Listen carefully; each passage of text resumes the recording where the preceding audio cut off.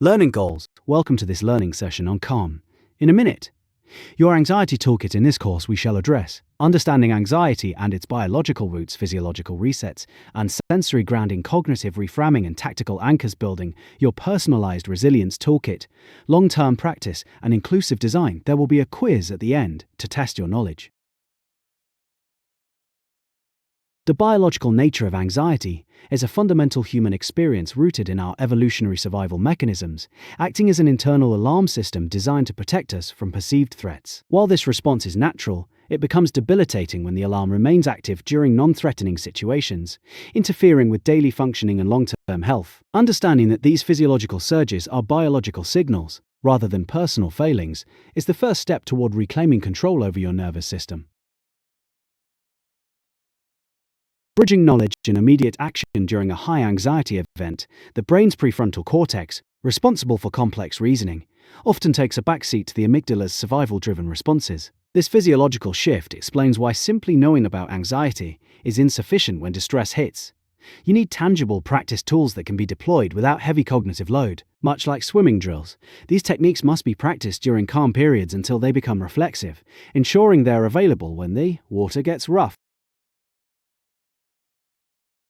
The 4 pillars of effectiveness. To be truly useful in the heat of the moment, an anxiety tool must meet 4 specific criteria that ensure its practical application in diverse environments. These pillars provide a framework for evaluating which techniques deserve a permanent place in your personalized toolkit based on their reliability and ease of use.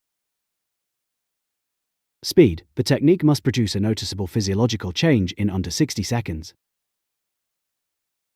Discretion. It should be usable in public settings without drawing unwanted attention from others. Portability. The tool must be accessible anywhere, requiring no specialized equipment or external aids. Repeatability. It must remain safe and effective even when used multiple times throughout the day. Breathing as a physiological reset. Paced breathing is a powerful biological hack that directly influences the vagus nerve to signal the nervous system that the danger has passed. By consciously extending the exhale longer than the inhale, such as a 3-second inhale followed by a 5-second exhale, you trigger the parasympathetic response. This shift lowers the heart rate and reduces the chemical surge of cortisol and adrenaline, creating a window of clarity amidst the fog of panic. Discover how the 5-4-3-2-1 technique can help redirect your focus. This sensory-based method anchors you to the present moment. The 5-4-3-2-1 grounding technique is a sensory-based intervention. It pulls the mind away from internal spirals and back into the immediate physical environment. By systematically identifying objects through sight, touch, sound, smell, and taste, you force the brain to process external data. This interrupts the cycle of catastrophic thinking. This method is highly adaptable. It can be performed silently in a crowded room or aloud in a private space to enhance its anchoring effect. Tactical anchors for physical interruption. Tactical anchors are discrete physical actions designed to provide an immediate sensory jolt that breaks the momentum of rising anxiety. Techniques such as fingertip tapping, where each finger is pressed against the thumb in a rhythmic sequence, provide a metronome for the mind to follow. Other effective anchors include temperature shifts, like holding a cool object against the wrist, which forces the nervous system to prioritize new, intense sensory input over internal distress signals. Cognitive reframing with catch test reframe. Cognitive reframing involves identifying and challenging the validity of anxious thoughts through a structured 3-step process known as catch test reframe. First, you catch the thought by naming it, which creates psychological distance. Then, you test it by looking for objective evidence that supports or contradicts the worry. Finally, you reframe the belief into a balanced, plausible statement that acknowledges the challenge while focusing on realistic outcomes and coping strategy.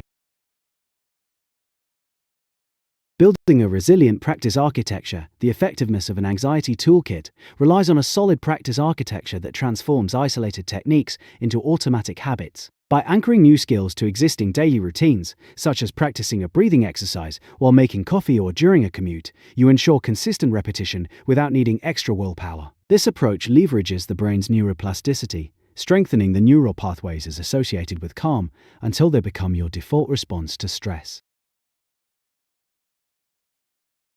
Visible cues and the carry card in moments of high distress. Memory can fail, making visible cues essential for accessing your toolkit.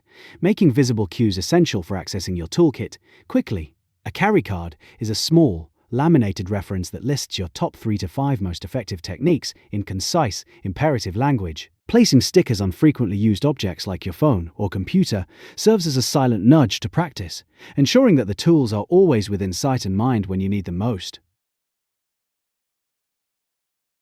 Personalizing your scoring grid. Not every tool works for every person, which is why personalizing your toolkit through objective scoring is a critical step in the process. By rating each technique on a scale of 1 to 5 across the 4 dimensions of effectiveness, you can identify which strategies resonate most with your unique physiology and lifestyle. This experimental mindset allows you to swap out tools that feel ineffective and refine your best-in-class selection for maximum impact during a crisis. Accessibility and inclusive design. A robust anxiety toolkit must be accessible to everyone, regardless of age, ability, or language. This involves adapting techniques for children through visual stories and games, providing teenagers with scripts relevant to social pressures, and offering older adults large print or audio-based resources. By utilizing universal design principles, such as clear icons and multilingual instructions, we ensure that the path to calm is open to all members of the community. The path to long-term resilience. The ultimate goal of this toolkit is not to eliminate anxiety entirely, an impossible task, but to develop the resilience needed to navigate it with confidence. By adopting an emergency responder mindset, you learn to act decisively when the first signs of distress appear, preventing a minor spike from escalating into a full-blown panic attack. Consistent practice transforms these tools from a manual you have to read into a reflex you simply perform, empowering you to walk the path toward greater peace.